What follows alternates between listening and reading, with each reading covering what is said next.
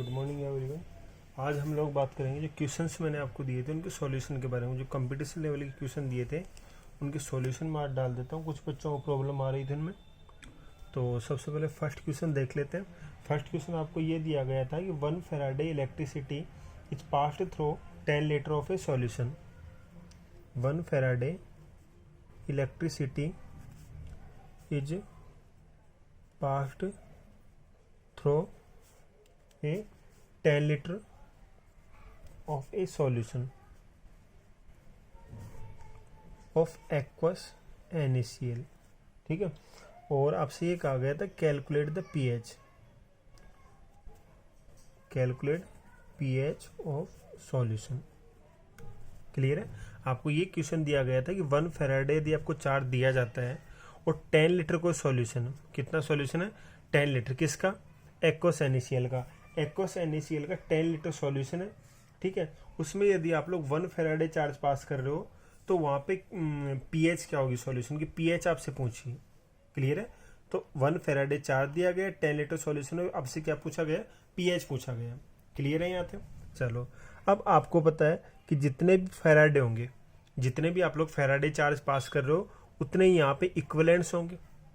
जितने Faraday charge पास करो, जैसे आपने 1 फैराडे चार्ज पास किया तो यहाँ पे 1 इक्विवेलेंट डिपॉजिट होगा। 2 फैराडे चार्ज पास करोगे तो 2 इक्विवेलेंट, 3 फैराडे चार्ज पर पास करोगे तो 3 इक्विवेलेंट। फैराडे के सेकंड लॉ में आप लोगों ने देखा था जितने फैराडे आप चार्ज पास करते हो उतने ही इक्विवेलेंट मास के इक्वल यहाँ पे डिपोजिशन होगा। क्लियर है यहाँ तक। चलो, अब देखो एक्वस NaCl है। अब NaCl आपको पता है किस में कन्वर्ट होता है, Na+ में और Cl- में।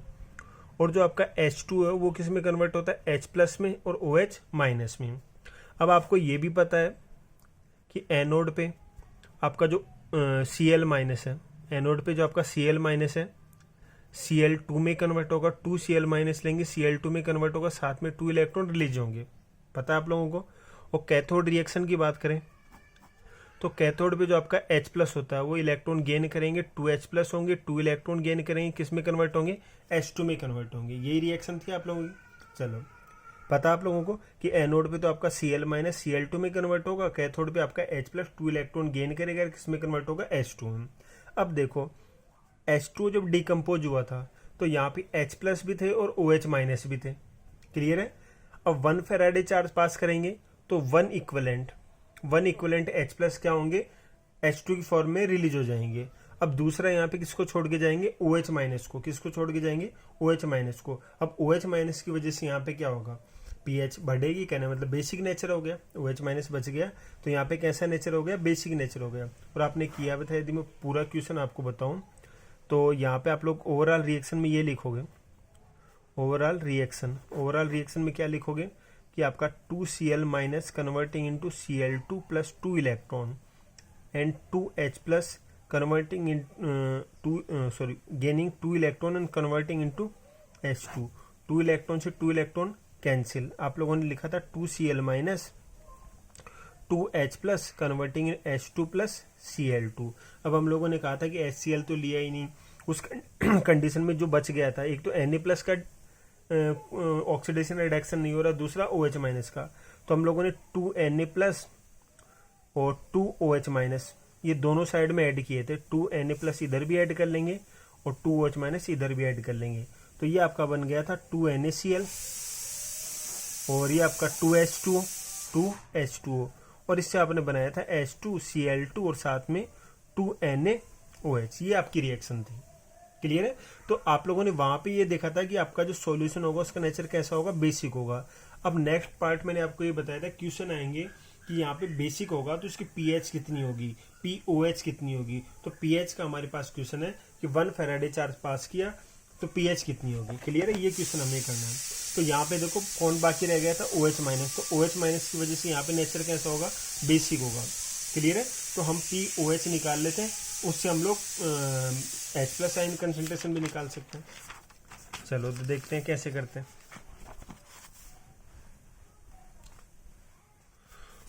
तो देखो 1 फैराडे का एक मतलब क्या हुआ, 1 equivalent of OH-। 1 Faraday charge यदि पास करेंगे तो कितने इक्विवेलेंट OH- होंगे, 1 इक्विवेलेंट के इक्वल। चलो तो 1 Faraday is equal to 1 equivalent of OH माइनस। अब कंसंट्रेशन कितनी होगी, कंसंट्रेशन इज इक्वल टू क्या होता है, number of gram equivalents divided by volume of solution. ठीक है, आपको पता हो नॉर्मलिटी का फॉर्मूला हम लोगों ने देखा था, नॉर्मलिटी इज इक्वल टू क्या होता है, number of gram equivalents divided by volume of solution. तो वही हम लोग लिख रहे हैं यहाँ पे, कितने ग्राम इक्विवेलेंट है 1, वॉल्यूम ऑफ द सॉल्यूशन आप लोगों ने कितना लिया, 10 लीटर सॉल्यूशन लिया है NaCl का, तो ग्राम इक्विवेलेंट कितने हो जाएंगे 0.1, कितने ग्राम इक्विवेलेंट हो जाएंगे 0.1। अब POH इज इक्वल टू क्या होता है, negative log concentration of OH minus N। ठीक है, 11th क्लास में पढ़ा होगा आप लोगों ने कि pH निकालने का फॉर्मूला तो क्या होता था, negative log concentration of H plus N, और POH कैसे निकालोगे, negative log concentration of OH minus N। ठीक है, तो POH हम लोग निकाल लेते हैं, तो POH is equal to negative log, और कंसंट्रेशन कितनी आ रही है 0.1 आ रही है, कितनी आ रही है 0.1। 0.1 को आप लोग क्या लिख सकते हो, POH is equal to negative log, इसको आप लोग 10 टू द पावर -1 भी तो लिख सकते हो। ठीक है, अब -1 का आंसर कितना होगा, प्लस के 1, क्योंकि ये माइनस का 1 स्टार्टिंग में आ जाएगा, ये भी माइनस और ये भी माइनस, कैसा हो जाएगा प्लस। तो POH यदि आपकी +1 है तो PH plus POH is equal to कितना होता है 14, तो PH इजिकल टू कितना आ जाएगा 14 - 1 13। क्लियर है, PH कितनी आ जाएगी 13 आ जाएगी। ठीक है, दोबारा देख लो कैसे किया, 1 फेराडे चार्ज पास कर रहे हो तो 1 इक्विवेलेंट ऑफ OH माइनस बच जाएंगे, क्योंकि आपके 1 इक्विवेलेंट H प्लस किस में कन्वर्ट हो गया H2 में, पीछे किसको छोड़ के गया OH माइनस को, तो OH माइनस की वजह से यहाँ पे नेचर कैसा होगा, बेसिक होगा। कंसंट्रेशन आपको पता है, एक तो मोलरिटी निकालते हैं, एक तो क्या निकालते हैं मोलरिटी। मोलरिटी का फॉर्मूला क्या होता है, number of mole divided by volume of solution. दूसरी आपकी नॉर्मलिटी है, ग्राम इक्विवेलेंट्स की बात करें तो नॉर्मलिटी निकालेंगे। नॉर्मलिटी का फॉर्मूला क्या होता है, number of gram equivalents divided by volume of solution. तो नंबर ऑफ ग्राम इक्विवेलेंट्स कितने हैं 1 इक्विवेलेंट, तो 1 लिख दिया। वॉल्यूम ऑफ द सॉल्यूशन आपको दिया हुआ 10 लीटर है तो 10 लिख दिया, तो ये 0.1 आ गया। 0.1 को आप लोग क्या लिख सकते हो 10 टू द -1 भी लिख सकते हो। अब POH is equal to negative log OH minus, concentration of OH minus वो हम लोग रख देंगे, POH is equal to negative log concentration कितनी है 0.1। तो अब इसको सॉल्व करेंगे तो POH 1 आ गई।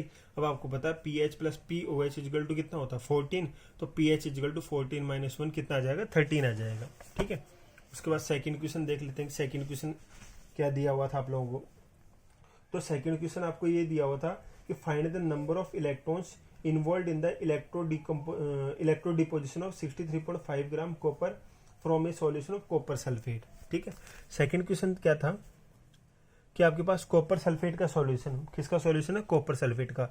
अब इस कॉपर सल्फेट के सॉल्यूशन से आपको कॉपर को डिपोजिट करवाना है, किसको डिपोजिट करवाना है कॉपर को। कितना डिपोजिट करवाना है 63.5 ग्राम कॉपर सल्फेट का सॉल्यूशन है, उसमें 63.5 ग्राम कॉपर को आपको डिपोजिट करवाना है। तो यहाँ पे आपसे नंबर ऑफ इलेक्ट्रॉन्स पूछ रहा है, क्या पूछ रहा है नंबर ऑफ इलेक्ट्रॉन्स। अब आपको पता है कि कॉपर की बात करें तो ये जो आपका CuSO4 है किस में कन्वर्ट होगा Cu2 प्लस में, SO4 2 माइनस में। क्लियर है, CuSO4 किस में डिकम्पोज होगा Cu2 प्लस में और SO4 2 माइनस में। अब यहाँ पे आपको पता है कि कैथोड पे Cu2 प्लस 2 इलेक्ट्रॉन गेन करेगा और किस में कन्वर्ट होगा Cu में। Cu2 प्लस 2 इलेक्ट्रॉन गेन करके किस में कन्वर्ट होगा Cu में। अब आपको पता है Cu का मोलर मास कितना होता है 63.5 ग्राम, कितना होता है 63.5 ग्राम। तो यदि मैं यहाँ पे 1 मोल Cu2 प्लस लूँ, यदि मैं सिंगल Cu2 प्लस लेता हूँ तो कितने इलेक्ट्रॉन रिक्वायर होते हैं 2 electron. Cu2 plus 2 electron gain करेगा किसमें कन्वर्ट होगा Cu में। तो सिंगल के लिए 2 इलेक्ट्रॉन रिक्वायर है, तो 1 मोल के लिए 2 मोल इलेक्ट्रॉन रिक्वायर होंगे। कितने मोल इलेक्ट्रॉन रिक्वायर होंगे 2 मोल।